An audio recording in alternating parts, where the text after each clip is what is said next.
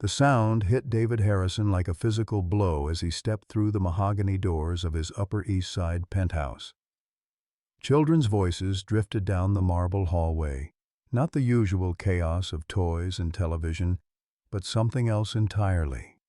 Something rhythmic, something forbidden. His Italian leather briefcase slipped from his fingers, hitting the floor with a sharp crack that echoed through the silence he'd paid millions to maintain. 2 years. 2 years since he'd banned every trace of religion from this house, and now, "Our Father, who art in heaven." The words stopped him cold. His heart hammered against his ribs as he moved toward the sound, each step deliberate, predatory. Through the crack in the nursery door, he saw them. His 5-year-old twins, Jacob and Joshua, heads bowed, small hands clasped together. And kneeling beside them on the Persian rug, her dark skin glowing in the lamplight, was Maya Johnson. His breath caught in his throat. The woman he'd trusted, the woman he'd welcomed into his home. "Hallowed be thy name." David's vision tunneled. His jaw clenched until it ached. The betrayal cut deeper than any business deal gone wrong, any stock market crash. This was his sanctuary, his rules, his children, and she had shattered everything. Leave a like and share your thoughts in the comments along with the city you're watching from now. Let's continue with the story. David Harrison had built his fortress of glass and steel 42 floors above the chaos of Manhattan, where the noise of the city below couldn't penetrate the thick windows of his penthouse.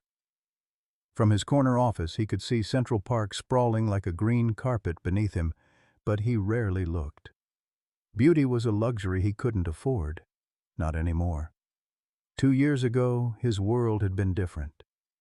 Sarah's laughter had filled these same marble hallways. Her paintings had covered the stark white walls, and their twin boys, Jacob and Joshua, had run through the rooms like tiny tornadoes of joy.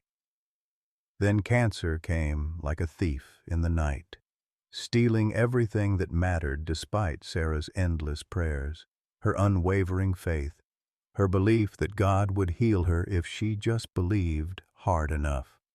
The day she died, David had torn down every cross, packed away every Bible, and sworn that no false hope would ever poison his home again. Religion was a lie wrapped in pretty words, and he refused to let his sons suffer the same crushing disappointment that had destroyed him. Maya Johnson had arrived 6 months ago through the most prestigious domestic agency in the city. Her references were impeccable. Former elementary school teacher from Atlanta, patient with children, excellent cook, discreet and professional. What the background check hadn't revealed was the depth of pain hidden behind her gentle smile, or the fierce faith that burned in her heart like an unquenchable flame. At 38, Maya carried herself with quiet dignity that spoke of strength forged in fire. She'd lost her own daughter, Amelia, 3 years ago in a car accident that still haunted her dreams. But where David had chosen anger and isolation, Maya had chosen to pour her maternal love into other people's children, believing that healing came through service, that God worked through broken vessels. The boys had taken to her immediately. For the first time since their mother's death, Jacob's nightmares had stopped. Joshua's tantrums had ceased. They laughed again, played again, and slowly began to heal under Maya's patient care. David told himself it was just good childcare, professional competence, nothing more. He had no idea that every night after he left for work, Maya would kneel with the boys beside their beds, teaching them that their mother's love hadn't died with her body, that somewhere beyond the stars, Sarah was watching over them with joy. She taught them that talking to heaven wasn't about getting what you wanted. It was about finding peace with what you had. Tonight, as David stood frozen in that doorway, watching the woman he'd trusted with his most precious possessions leading his sons in the very practice he'd forbidden, the careful walls he'd built around his heart began to crack. The explosion came without warning, shattering the sacred quiet like glass against stone. "Are you teaching my sons to pray? What the hell is this, a church?" David's voice thundered down the hallway, each word a verbal assault that made Maya's shoulders tense. The boys' eyes snapped open, their small faces draining of color as their father filled the doorway like an avenging storm. His 6-foot frame seemed to expand with rage, dark eyes flashing with a fury that made the air itself feel dangerous. Maya rose slowly from her knees, her hands instinctively moving to shield the children behind her. "Mr. Harrison, please." "Don't." His voice dropped to a deadly whisper that somehow felt more threatening than his shouts. "Don't you dare try to explain this away." He stepped into the room, his expensive suit immaculate despite the violence radiating from every line of his body. "I trusted you. I welcomed you into my home, and this is how you repay me." "By poisoning my children's minds with fairy tales?" Jacob pressed closer to Maya's legs, his small body trembling. Joshua stood frozen beside his brother, tears already spilling down his cheeks. Maya could feel their fear like a physical weight, and something fierce and protective flared in her chest. "They miss their mother," she said quietly, her southern accent thickening under stress. They were praying." The word came out like a curse. "In my house, after I specifically told you that we don't do that religious nonsense here." David's hands clenched into fists at his sides. "My wife spent her last months on her knees, begging your God to save her. She prayed until her voice gave out, and where was he? Where was this merciful God when she needed him most?" Maya's heart broke at the raw pain bleeding through his anger. "Mr. Harrison, I know you're hurting. You know nothing about my pain." He moved closer, and Maya caught the scent of expensive cologne mixed with something sharper. Desperation, perhaps. "You're fired. Pack your things and get out of my house. Tonight." "Daddy, no!" Joshua broke free from Maya's protective stance, rushing to grab his father's leg. "Please don't send Maya away. She helps us sleep. She helps us not be scared." "She helps us talk to Mommy," Jacob whispered, his voice so small it barely carried across the room. David's face went white, then red. "Your mother is dead. Dead, Joshua. She can't hear you. She can't see you. And filling your heads with lies about heaven and angels won't bring her back." His voice cracked on the last word, revealing the fracture lines in his carefully constructed armor. Maya stepped forward, her voice gentle but firm. "They need to grieve, Mr. Harrison. They need to process what happened to their mama. Prayer isn't about bringing people back. It's about finding peace with letting them go." "Peace?" David laughed, a sound devoid of any warmth. "There is no peace. There is no grand plan. There's just pain and loss and the cold comfort of reality. That's what I'm trying to teach them, to face the world as it is, not as we wish it could be." "But they're just babies," Maya pleaded, kneeling beside the sobbing boys. "They don't understand death the way adults do. They need something to hold on to, some way to feel connected to the love they lost. They need to grow up." David's words fell like hammer blows. "They need to understand that life is hard and unfair, and the sooner they learn that lesson, the stronger they'll be." Maya gathered both boys into her arms, their small bodies shaking with sobs. Over their heads, she met David's gaze with steady brown eyes that held depths of their own pain. "With respect, sir, strength doesn't come from hardening your heart. It comes from keeping it soft even when the world tries to break it." For a moment, something flickered in David's expression. Surprise, perhaps, or recognition. But it was gone as quickly as it appeared, replaced by cold resolve. "You have 1 hour to pack your belongings.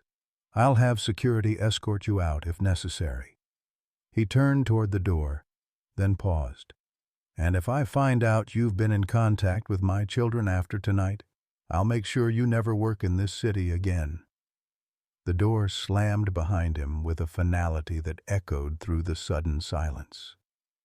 Maya held the boys tighter, her own tears finally falling as she whispered prayers for strength she wasn't sure she possessed. The silence that followed David's exit felt suffocating. Maya knelt on the Persian rug, holding Jacob and Joshua as their small bodies shook with sobs that seemed too big for their tiny frames. The grandfather clock in the hallway ticked away the minutes like a countdown to heartbreak, each second bringing them closer to another devastating loss.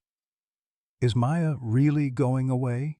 Jacob whispered against her shoulder, his voice muffled by tears and the soft cotton of her cardigan. Maya's throat closed around the truth.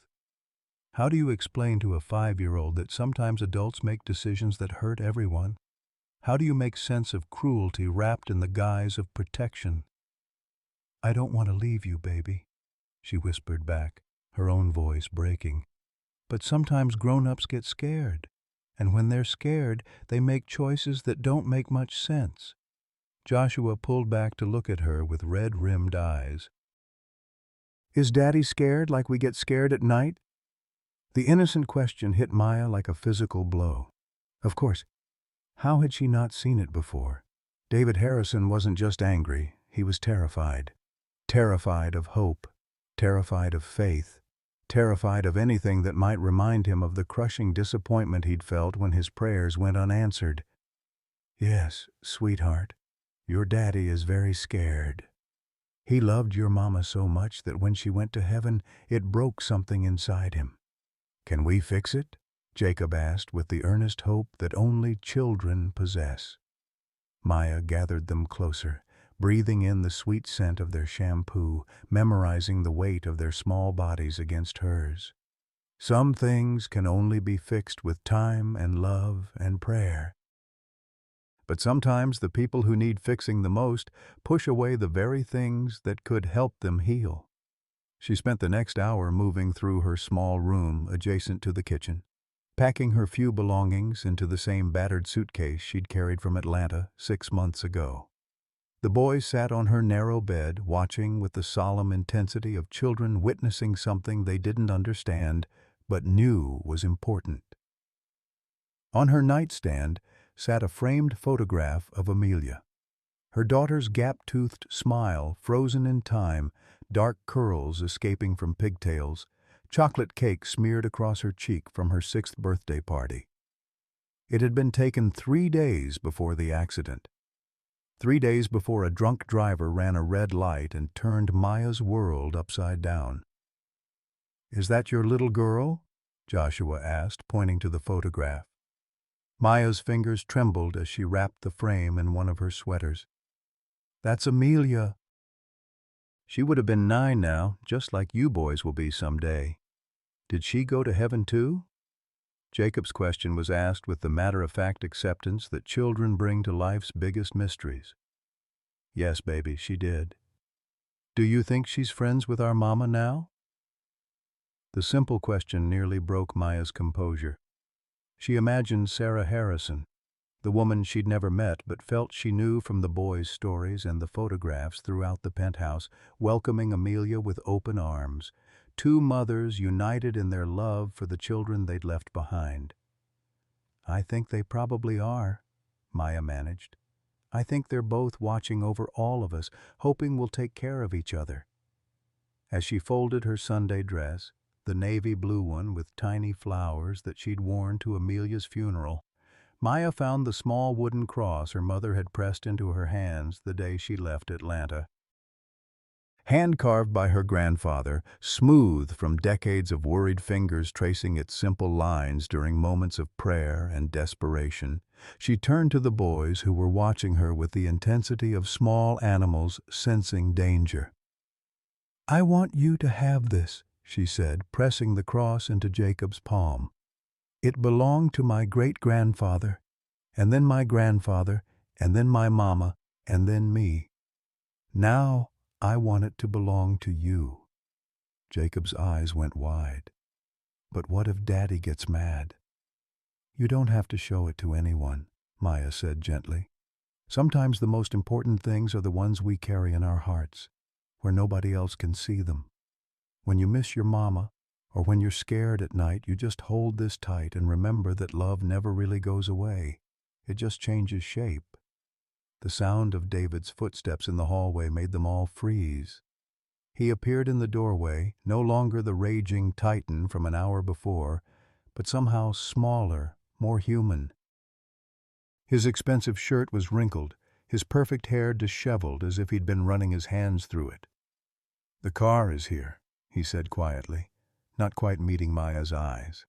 Maya stood, lifting her suitcase with as much dignity as she could muster. The boys flanked her like tiny bodyguards, their faces set with a determination that would have been amusing under different circumstances. "Mr. Harrison," she said, her voice steady despite the storm raging in her chest, "I want you to know that everything I did out of love for these children. I never meant to disrespect your beliefs or your rules." David's jaw tightened, but something flickered in his expression. Doubt, perhaps, or regret. "Just go," he said, but the words lacked the venom from before. Maya knelt one last time to hug Jacob and Joshua, whispering prayers over their heads while their father watched with hooded eyes. "Remember what I taught you about being brave," she murmured. "Sometimes the bravest thing you can do is keep loving people even when they can't love you back right now." As she walked through the marble foyer toward the elevator that would carry her away from the only family she'd found since losing Amelia, Maya felt the weight of David's gaze on her back. She paused at the threshold, turning back to see him standing in the hallway with his sons pressed against his legs, all three of them looking lost in the vastness of their beautiful, empty home. "They need you," she said simply, "more than they need anyone else in the world. Don't let your fear of being hurt again keep you from being the father they deserve." The elevator doors closed on David Harrison's stricken face, and Maya descended into the night carrying nothing but her grief, her faith, and the echo of two little boys crying for yet another person they loved to please not leave them behind. The first week without Maya felt like watching his children slowly drown while standing powerless on the shore. David hired a replacement nanny within 48 hours, Mrs. Peterson, a stern woman with impeccable references and the warmth of a marble statue. She arrived each morning at 7 sharp, efficiently managed meals and schedules, and left each evening having exchanged perhaps a dozen words with the boys. Jacob stopped speaking entirely on the third day. Not a word, not even a whimper when he scraped his knee on the playground equipment David had installed on the penthouse terrace. The boy simply stared at the blood with hollow eyes, as if pain itself had become irrelevant. Joshua's response was the opposite. Explosive tantrums that seemed to come from nowhere. He threw his breakfast across the kitchen, screamed at Mrs. Peterson when she tried to help him dress, and once, in a moment that made David's chest tight with recognition, he stood in the middle of his bedroom and howled like a wounded animal. "The boys are having difficulty adjusting," Mrs. Peterson informed David with clinical detachment. "Perhaps you should consider counseling." David watched his sons through the glass doors of his home office, where they sat on opposite ends of the leather sofa like small, broken bookends. They weren't playing, weren't talking, weren't even crying anymore. They simply existed, and that somehow felt worse than any tantrum. The nightmares returned with a vengeance. Both boys crept into David's bedroom each night, climbing into the vast, king-sized bed that had once held their parents' dreams.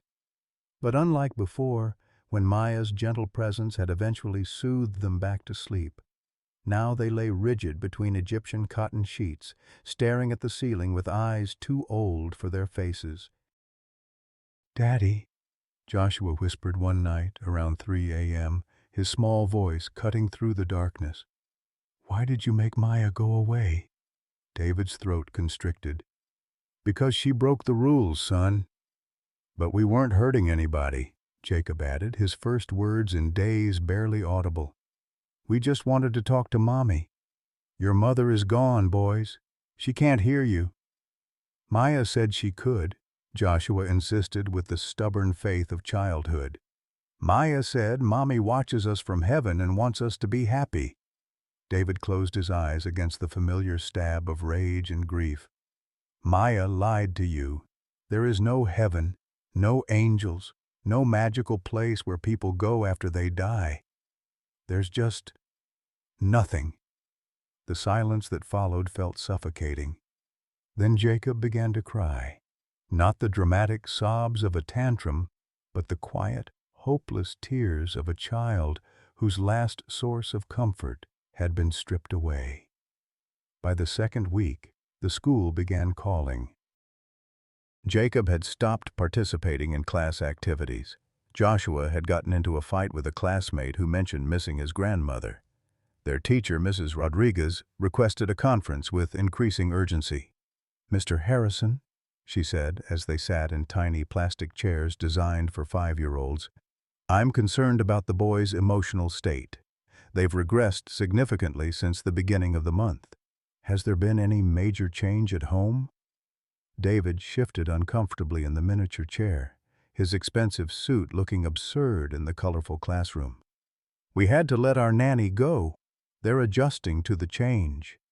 Mrs. Rodriguez studied him with the knowing eyes of someone who'd spent 20 years watching children navigate trauma. "They've been asking about someone named Maya. They seem quite attached to her. She's no longer with us." "I see." The teacher leaned forward, her voice gentle but firm. "Mr. Harrison, I've been working with children for 2 decades, and I can tell you that Jacob and Joshua are exhibiting classic signs of abandonment anxiety. They've already lost their mother, and now they feel they've lost someone else they trusted. Without professional intervention, this pattern can follow them into adulthood." David's hands clenched in his lap. "What are you suggesting?" "Family counseling, grief therapy, and perhaps consideration about whether the person they're asking for might be able to provide some stability during this transition." That night, David stood outside the boys' bedroom door, listening to sounds that broke his heart. They were whispering to each other in the darkness, their voices carrying a desperation that reminded him of Sarah's final months. "Do you think Maya misses us?" Joshua asked. "I think she's sad like we're sad," Jacob replied. "Maybe if we're really, really good, Daddy will let her come back." "But what if he doesn't? What if she goes away forever like Mommy did?" The conversation dissolved into muffled sobs, and David found himself sliding down the hallway wall to sit on the cold marble floor. This was what he'd wanted, wasn't it? His children, free from false hope and religious delusions, strong enough to face reality without the crutch of faith. So why did victory taste like ash in his mouth? The breaking point came on a Tuesday evening when David returned home from work to find Mrs. Peterson waiting with her coat on and her purse clutched tightly in her hands. "I'm sorry, Mr. Harrison, but I can't continue," she said without preamble. "The boys need more help than I can provide. Jacob hasn't eaten anything today, and Joshua, well, he asked me why God let his mommy die, and when I told him there might not be a God, he looked at me like I'd struck him. These children are grieving, sir, and I'm not equipped to help them heal." After she left, David found his sons in Sarah's room, a space that had remained locked since her death. Somehow, they'd found the key hidden in his desk drawer and turned the pristine memorial into a shrine of their own making. Sarah's perfume bottles were arranged in careful patterns on the vanity. Her jewelry was laid out like offerings on the bed. And sitting in the middle of it all were Jacob and Joshua, holding hands and whispering words that sounded suspiciously like prayer. "Boys?" David's voice cracked as he stepped into the room that still smelled faintly of his wife's lavender perfume. "What are you doing?" They looked up at him with eyes that held depths of pain he'd tried so hard to shield them from. "We were talking to Mommy," Joshua said simply, "like Maya taught us. And we were asking her to help Maya not be sad anymore," Jacob added. "Because Maya is probably crying like we cry." David sank to his knees on the plush carpet, overwhelmed by the realization that in trying to protect his children from disappointment, he'd robbed them of the very thing they needed most: hope. The phone call came at 2:47 a.m. on a Thursday, jarring David from the restless sleep that had become his nightly companion. The voice on the other end was professional, clinical, but carried an undertone of urgency that made his blood turn to ice. "Mr. Harrison? This is Dr. Martinez from Mount Sinai Emergency Department. We have your son Jacob here. He collapsed at home and—" The rest of the conversation blurred into a nightmare of medical terminology and frantic explanations. Jacob had suffered what appeared to be a severe panic attack, so intense that his small body had simply shut down. Joshua, who had found his twin brother unconscious on their bedroom floor, was also being evaluated for trauma response. David arrived at the hospital still wearing the wrinkled dress shirt he'd fallen asleep in, his hair disheveled and his hands shaking as he followed the nurse through sterile corridors that smelled of disinfectant and despair. The sight that greeted him in the pediatric ward nearly brought him to his knees. Jacob lay in a bed that seemed enormous compared to his tiny frame, connected to monitors that beeped with mechanical precision. His face was pale as parchment, dark circles under his eyes making him look like a miniature ghost. Joshua sat in a chair beside the bed, clutching his brother's hand with the fierce determination of someone who refused to let go of the last person who understood his pain. "Daddy?" Joshua's voice was small, uncertain. "Is Jacob going to die like Mommy did?"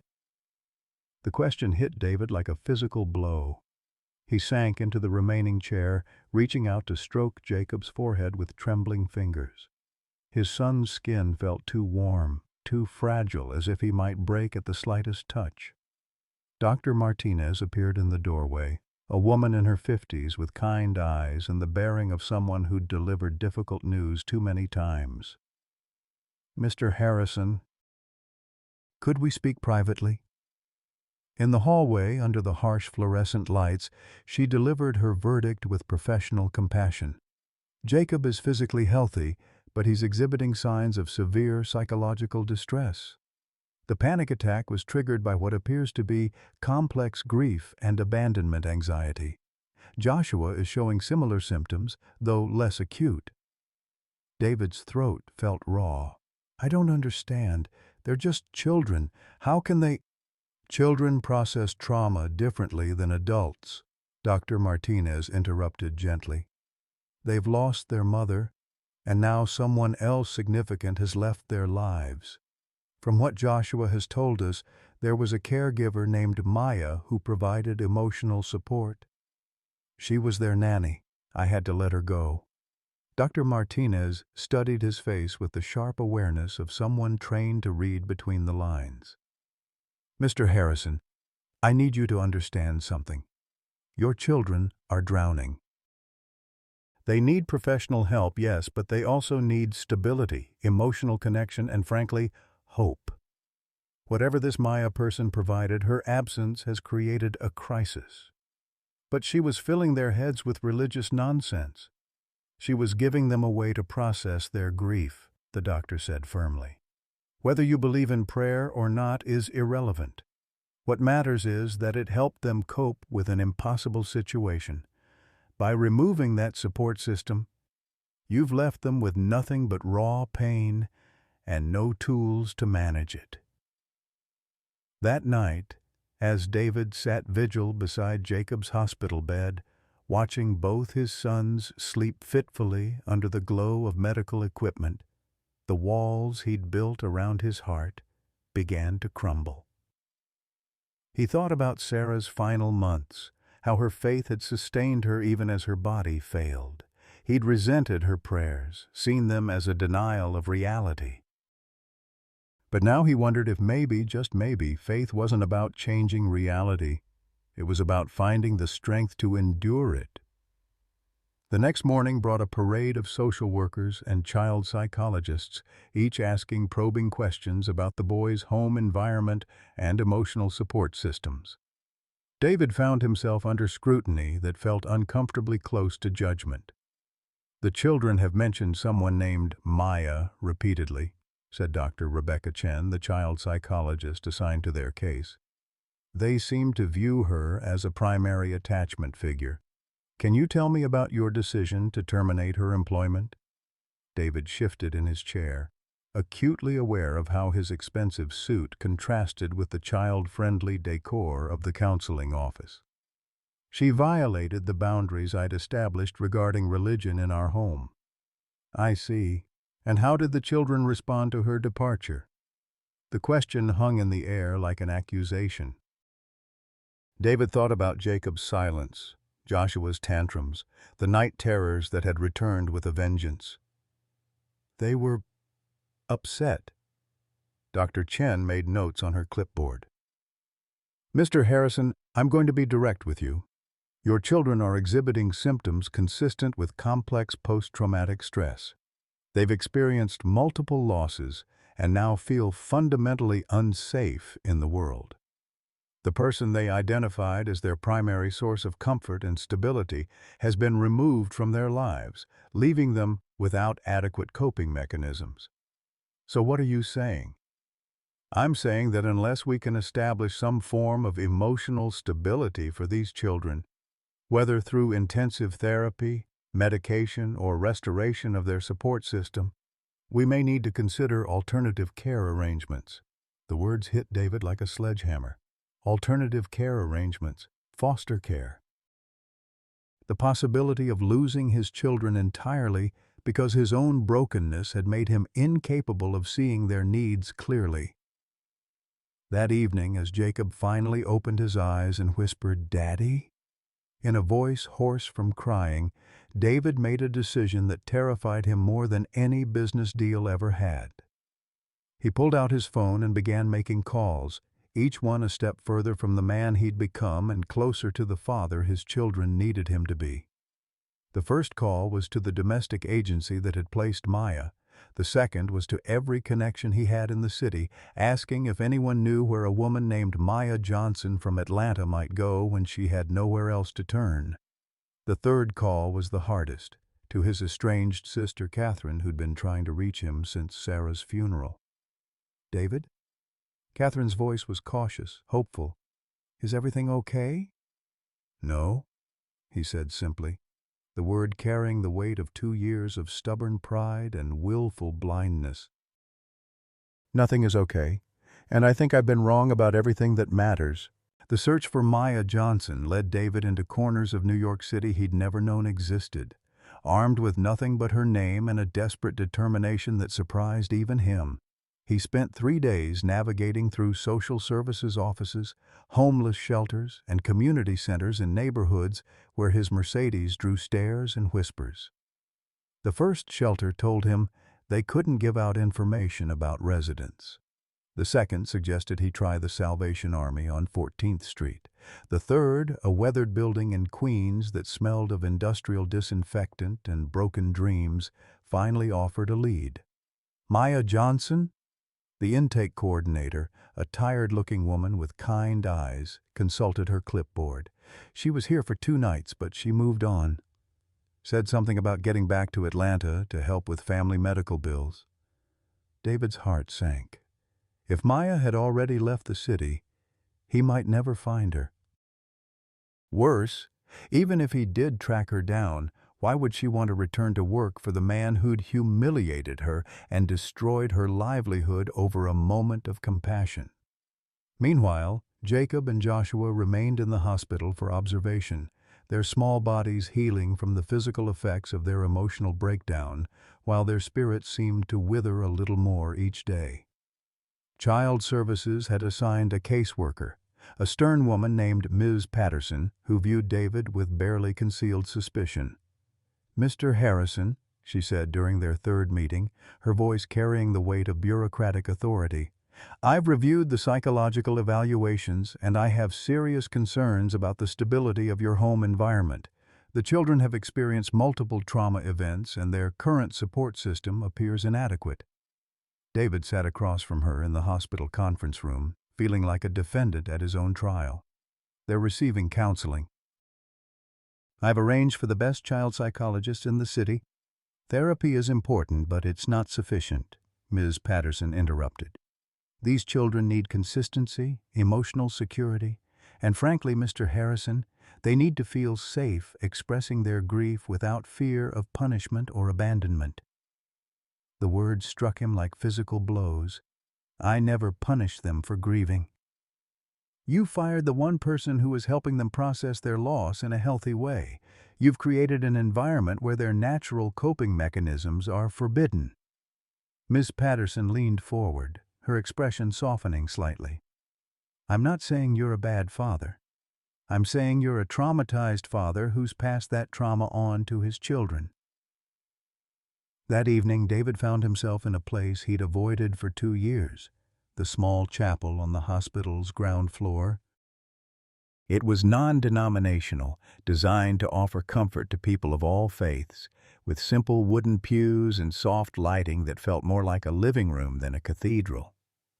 He sat in the back row, staring at the plain cross mounted on the wall and feeling like a hypocrite.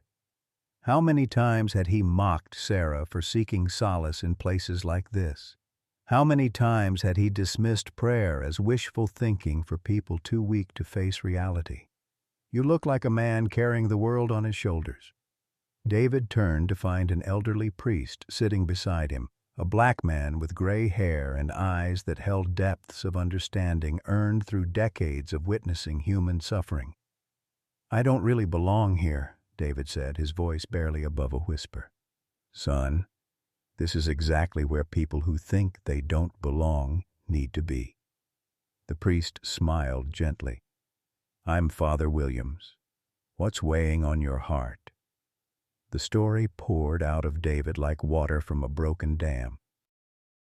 Sarah's death, his rejection of faith, Maya's firing, his children's breakdown, all of it spilled into the quiet sanctuary while Father Williams listened without judgment.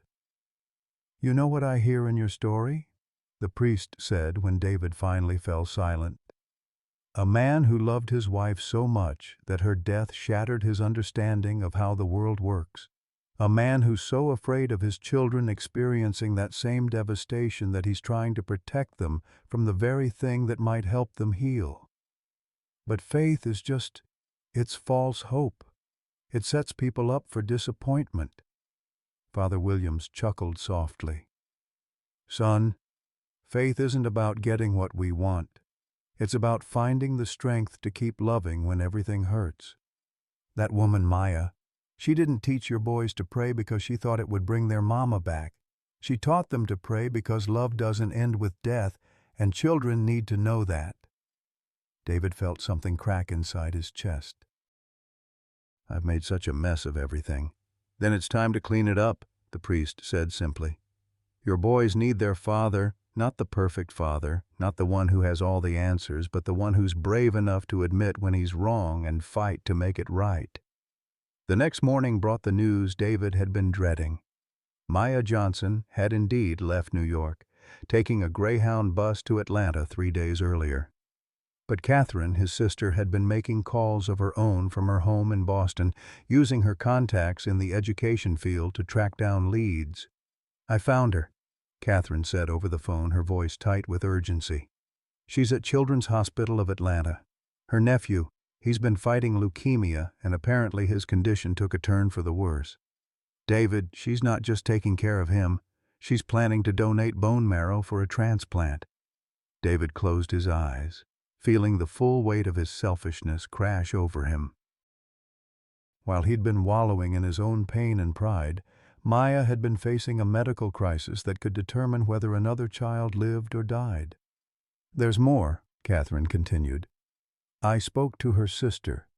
Maya's been sending most of her salary to help pay for the boy's treatment.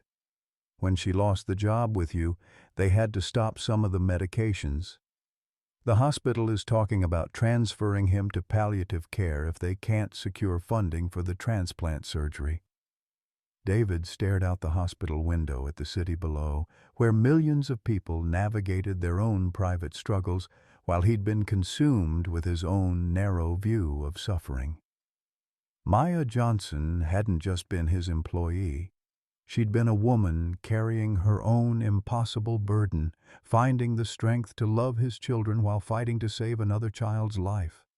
The irony wasn't lost on him. He'd fired her for teaching his sons about faith and hope, while she'd been living both virtues in the most tangible way possible. "Catherine," he said, his voice hoarse with emotion, "I need you to book me a flight to Atlanta. Tonight." The flight to Atlanta felt like the longest 4 hours of David's life. He sat in first class, staring out the window at clouds that looked deceptively peaceful, while his mind raced through 1,000 different scenarios. What would he say to Maya? How could he possibly explain his behavior, his cruelty, his stubborn refusal to see what had been right in front of him all along? By the time he landed at Hartsfield-Jackson Airport, his carefully rehearsed apologies felt hollow and inadequate. He took a taxi directly to Children's Hospital of Atlanta, a sprawling complex that buzzed with the quiet urgency of a place where miracles and heartbreak occurred side by side. The information desk directed him to the pediatric oncology ward on the 7th floor. As the elevator climbed, David's palms grew sweaty and his throat tightened with a familiar sensation, the same crushing anxiety he'd felt during Sarah's final hospital stays. The antiseptic smell, the hushed conversations, the weight of hope and desperation hanging in the air like a physical presence. He found Maya in the family waiting area, curled up in an uncomfortable-looking chair with her head resting against the wall. She was asleep, her face drawn with exhaustion, wearing the same simple black dress she'd worn the night he'd fired her. On the table beside her lay a worn Bible, its pages marked with countless strips of paper that suggested years of searching for comfort in familiar verses. For a moment, David simply stood there, struck by how small she looked in the institutional furniture. This was the woman he'd seen as a threat to his control, the person he'd blamed for disrupting his carefully ordered world. Now she appeared fragile, vulnerable, carrying burdens he'd been too self-absorbed to notice. "Mr. Harrison?" Maya's eyes opened slowly, confusion giving way to shock as she recognized him. She straightened in her chair, her hand instinctively smoothing her dress, a gesture of dignity even in her surprise. "What are you doing here?" she asked, her voice hoarse with exhaustion and weariness. David sat down across from her, acutely aware of how his expensive clothes contrasted with the modest surroundings. "I came to find you, to apologize, to ask." He faltered, realizing how presumptuous his presence must seem. "How is your nephew?" Maya's eyes filled with tears. She quickly tried to blink away. "Marcus he's not doing well. The doctors say without the bone marrow transplant, he might not make it through the month. I'm a match, thank God, but the surgery costs." She shook her head. "I'm sorry, you didn't come here to listen to my problems." "Actually, I did." David leaned forward, his voice thick with emotion. "Maya, I need you to know that I've spent the last week learning what kind of man I've become, and I don't like what I see. I fired you out of fear and pride, and in doing so, I hurt not just you but my own children." Maya studied his face with the wariness of someone who'd been betrayed before. "How are Jacob and Joshua?" "They're in the hospital." The words came out raw, stripped of any attempt to soften their impact. "Jacob had a panic attack so severe he collapsed. They've both been diagnosed with complex grief and abandonment anxiety. The doctors say," he swallowed hard, "they say I might lose them if I can't provide the emotional stability they need." Maya's hand flew to her throat. "Oh, Lord, those poor babies." "It's my fault," David continued, his voice breaking. "I was so afraid of them being disappointed by false hope that I took away the one thing that was actually helping them heal. You, your faith, your love." He reached into his jacket pocket and pulled out an envelope. "I've already arranged for Marcus's surgery to be fully funded, along with all associated medical costs and recovery care." Maya stared at the envelope like it might disappear if she touched it. "Mr. Harrison, I can't—" "You can and you will," he said firmly. "Not because I'm trying to buy your forgiveness, but because that child deserves every chance at life. And you deserve not to have to choose between saving him and supporting yourself." Tears began streaming down Maya's cheeks. "Why? After how we left things? Why would you do this?" David felt his own eyes burning. "Because I realized something. When Sarah was dying, she used to pray for you." Maya's breath caught. "What?" "I found her journal after you left. She'd been researching different nannies, and when she found out about your daughter Amelia, about what you'd been through—" He pulled out a folded piece of paper, a page torn from Sarah's leather-bound diary. "She wrote that God had shown her the perfect person to love our boys when she couldn't anymore. She prayed specifically for you, Maya, by name, months before she died." Maya's hands trembled as she took the paper, reading Sarah's familiar handwriting through tears. She knew about Amelia? She knew you'd understand loss in a way that most people couldn't. She knew you'd love Jacob and Joshua, not in spite of your pain, but because of it. David's voice cracked. "My wife orchestrated your placement in our home from beyond the grave, and I was too blind and bitter to see it." The silence stretched between them, broken only by the distant sounds of the hospital, monitors beeping, nurses walking, families whispering prayers in corridors that had witnessed countless miracles and tragedies. "The boys," Maya whispered finally. Are they asking for me?" David nodded, unable to speak around the lump in his throat. Finally he managed, "They pray for you every night. Even after everything I said about religion being nonsense, they still pray. They pray for you not to be sad, for God to take care of you, for you to know that they love you." Maya buried her face in her hands, her shoulders shaking with sobs that seemed to come from the deepest part of her soul. David reached out hesitantly, then pulled back, unsure if he had the right to offer comfort to someone he'd wounded so deeply. "Maya," he said softly, "I know I have no right to ask anything of you. I know I don't deserve your forgiveness or your trust. But those boys need you, and frankly, so do I. Not as an employee, but as family. As the person Sarah chose to help us all heal." Maya looked up at him with red-rimmed eyes. "What are you asking me?" "I'm asking if you'd consider coming home," David said simply. "Not to work for me, but to be part of our family, to help us figure out how to live with loss without losing ourselves in the process." Maya's return to New York felt like stepping into a different life entirely.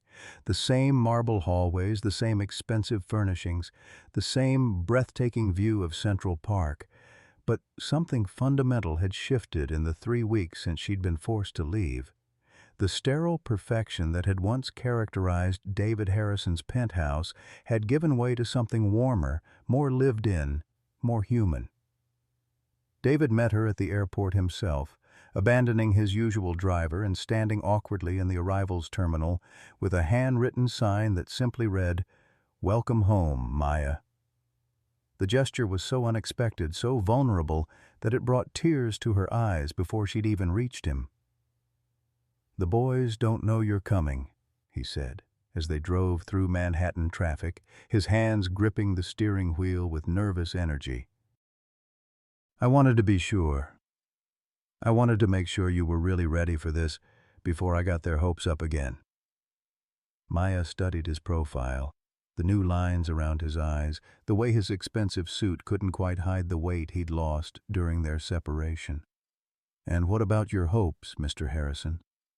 "David," he corrected gently. "Just David. And my hopes." He paused at a red light, finally meeting her gaze. "My hopes are that maybe it's not too late to become the man my wife believed I could be, the father my children deserve, the friend you might be willing to trust again." The hospital reunion was everything Maya had dreamed of, and more devastating than she'd prepared for. Jacob and Joshua had been discharged to outpatient care, but they remained fragile in ways that broke her heart. Jacob's silence had evolved into selective mutism. He would speak, but only in whispers and only about essential things. Joshua's explosive tantrums had been replaced by a watchful anxiety that made him flinch at sudden movements. But when they saw her walking through the pediatric ward doors, something magical happened. Jacob's face transformed, color returning to cheeks that had been pale for weeks. Joshua let out a sound that was half sob, half laugh, launching himself into her arms with such force that she nearly stumbled backward. "Maya! Maya! You came back!" Joshua's words tumbled over each other in his excitement. "I knew you would. I told Jacob you would. I prayed every single night, and Daddy said maybe God wasn't listening, but I knew he was." Jacob approached more slowly, his small hand reaching out to touch her arm as if confirming she was real. "Are you staying this time?" he whispered, his voice carrying the weight of a child who'd learned too young that people you love can disappear without warning. Maya knelt between them, pulling both boys into her embrace, breathing in the familiar scent of their children's shampoo and feeling pieces of her own broken heart begin to mend. "I'm staying, baby. I'm not going anywhere ever again." Dr. Chen, the child psychologist, observed the reunion from a respectful distance, making notes about the immediate change in both boys' behavior and demeanor. Later, in a private conference with David and Maya, she would comment on the remarkable transformation she'd witnessed. "I've seen many cases of childhood trauma," Dr. Chen said, reviewing her observations, "but I've rarely seen such an immediate positive response to any intervention. The attachment between Maya and these children is extraordinary. Whatever healing work we do going forward, it needs to acknowledge and build upon this existing bond." The transition back to family life wasn't without its challenges. David had arranged for Maya to have the guest suite rather than the small servants' room she'd occupied before, a change that spoke volumes about how he now viewed her role in their lives. But both of them struggled with defining exactly what that role should be. "I don't want you to be just an employee," David said during one of their evening conversations after the boys had gone to bed. "But I also don't want to assume, we need to figure out what this looks like for all of us." Maya considered his words carefully. "I think we take it one day at a time. I think we let the boys heal, and we figure out how to heal ourselves in the process. Labels can wait." The real breakthrough came 3 weeks later on a quiet Sunday morning when David found Maya and the boys in Sarah's room, the space that had been locked and forbidden for so long. They were sitting on the floor, looking through photo albums and memory boxes that David hadn't touched since his wife's death. "Tell us about when Mommy was little," Joshua was saying, pointing to a picture of Sarah as a child, gap-toothed and grinning at the camera. Maya's voice was soft as she shared stories Sarah had told her during their brief overlapping time in the boys' lives. "Your mama used to tell me about the time she tried to bake cookies for her mama's birthday and accidentally used salt instead of sugar. The whole kitchen smelled terrible, but her mama ate every single cookie and told her they were the most thoughtful gift she'd ever received." David stood in the doorway, watching this scene that should have felt like a betrayal, but instead felt like a benediction. Maya wasn't trying to replace Sarah or erase her memory. She was helping his son celebrate the mother they'd lost while building new memories that could coexist with their grief. "Daddy!" Jacob noticed him first, his voice stronger than it had been in months. "Maya is telling us about Mommy's cookie disaster." "I remember that story," David said, entering the room for the first time since Sarah's death. He sat down beside them on the carpet, his expensive suit forgotten as he joined their circle. "Your mother never could follow a recipe. She always thought she could improve on it somehow." What followed was an hour of shared memories, laughter mixed with tears, and the gradual understanding that love doesn't end with death. It just changes shape. Maya watched David's face soften as he told his sons about their mother's quirks and dreams, and she saw the moment when he stopped fighting his grief and started embracing it as a testament to how deeply he'd loved. That evening, as they tucked the boys into bed, together as a team, David made an announcement that surprised everyone, including himself. "I've been thinking about what our family should look like going forward," he said, his voice carrying a certainty that had been absent for months. "And I think it should include all of us. Not as employer and employee, not as some complicated arrangement, but as a family. A chosen family." Maya's eyes filled with tears. "David, what are you saying?" "I'm saying that Sarah chose you to love our boys when she couldn't anymore. And I'm choosing you, too.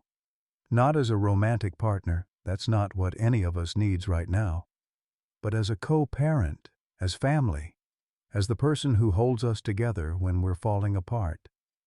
Joshua sat up in bed, his eyes wide with possibility. "Does that mean Maya is our family for real? Like, forever family?"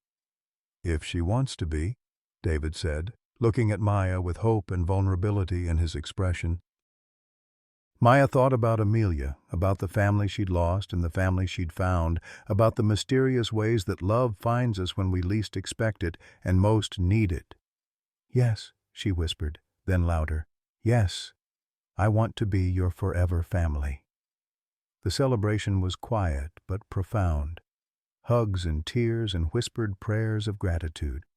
As David watched Maya tuck his sons into bed with the natural grace of someone born to nurture, he felt something he hadn't experienced since Sarah's death. Peace. Not the absence of pain, but the presence of hope strong enough to carry them all forward into whatever came next.